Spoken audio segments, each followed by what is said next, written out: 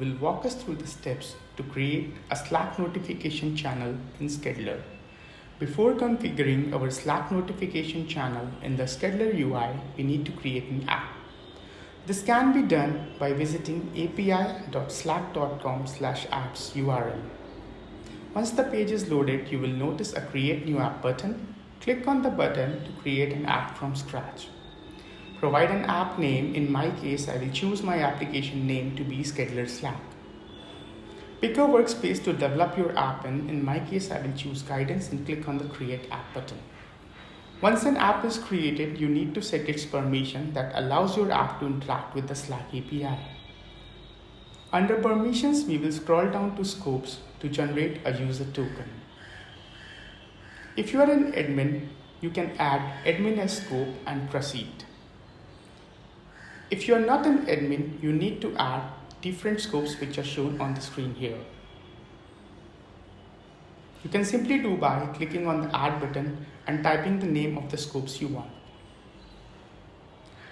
Adding these scopes give you different types of permissions such as IAM permissions, files permissions, read permissions, write permissions, channel permissions, reaction permissions, and all the prerequisite permissions that your API would need to interact with the Slack.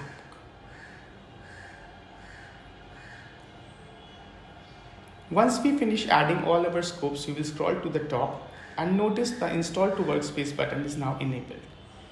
Click on the Install button. Slack will request you permission to access your workspace. Click on Allow to proceed. As you will click on the Allow button, a user token would be generated. Copy the token. The next step to configure Slack notification channel would be on Skedler UI, so we will navigate to the Skedler UI. In the Skedler UI, we can configure our Slack notification channel by simply clicking on Notification Channel in the left panel and clicking on the Create button and choosing Slack. Enter the basic details such as notification channel name. In my case, I will choose Skedler Slack 1. Copy the token generated and give your admin name.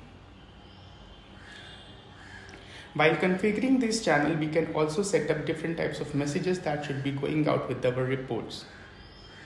Test the scenario, test Slack it to your team member, and you will notice a success message appear. You will also receive a message on your Slack which confirms the testing. Click on the Save button and your notification channel would be now created to distribute Skedler reports over Slack.